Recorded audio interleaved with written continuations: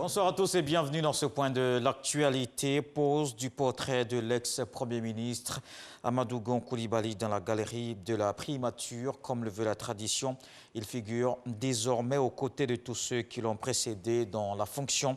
Un moment de souvenir et d'émotion. L'actuel chef du gouvernement, Ahmed Bakayoko, a de nouveau rendu hommage à Amadou Gon Coulibaly. Bahama Traoré.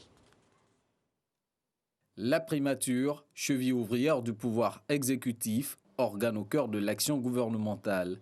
Depuis sa création en 1990, 8 personnalités ont eu à diriger cette institution.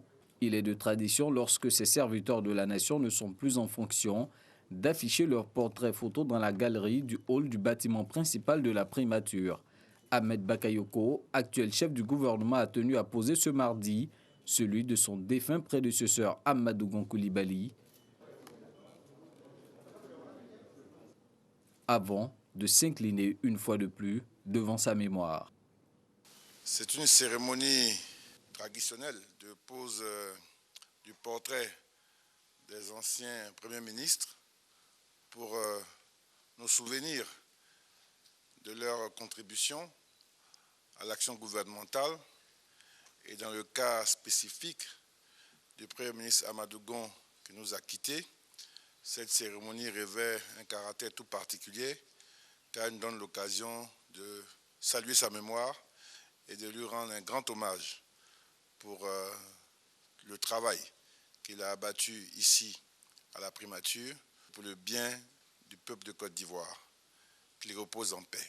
Amadou Gon Coulibaly a exercé les fonctions de Premier ministre, chef du gouvernement, ministre du budget et du portefeuille de l'État du 10 janvier 2017 au 8 juillet 2020, jour où il a rendu l'âme à l'issue d'un conseil des ministres. Rendons-nous à Yamoussoukro dans la chambre haute du Parlement. Séance de travail au Sénat. Le ministre des Ressources animales et halieutiques devant les sénateurs, Moussa Dosso, présente un projet de loi portant code de la santé publique vétérinaire, un programme qui vise à améliorer de façon durable la performance des services vétérinaires à travers une législation adéquate. Le bureau de l'UNESCO à Abidjan accompagne la Côte d'Ivoire dans la lutte contre la migration irrégulière. Il s'est tenu une journée de campagne de sensibilisation à l'autonomisation des jeunes.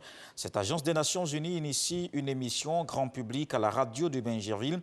Les organisations de jeunesse partagent les expériences, écoutent les témoignages d'ex-migrants de retour au pays. Les jeunes s'engagent désormais avec l'UNESCO pour mettre fin à ce phénomène en Côte d'Ivoire. L'ancien président burundais Pierre Buyoya a démissionné de son poste de haut représentant de l'Union africaine au Mali et au Sahel. Il est condamné avec 18 proches par contumace à la prison à perpétuité au Burundi. Pierre Buyoya a démissionné pour, dit-il, consacrer tout son temps à sa défense. Il est accusé pour l'assassinat de son successeur et premier président hutu démocratiquement élu du pays, Michel Dadaï, en 1993. Ce crime avait plongé le pays dans une terrible guerre civile qui a fait plus de 300 000 morts en une décennie. Les affrontements entre l'armée fédérale éthiopienne et le mouvement tigréen du TPLF durent depuis maintenant 20 jours. Ils suscitent de plus en plus d'inquiétudes. Plusieurs États, y compris des alliés d'Éthiopie, sortent de leur réserve. À l'unanimité, la communauté internationale appelle à la fin des combats. Les dernières déclarations en date viennent des États-Unis, mais aussi la France, l'Union africaine, qui donnent de la voix. Pendant ce temps, l'ultimatum lancé par le Premier ministre Abiy Ahmed aux dirigeants régionaux arrivant à terme demain fait craindre de nouvelles violences contre les civils.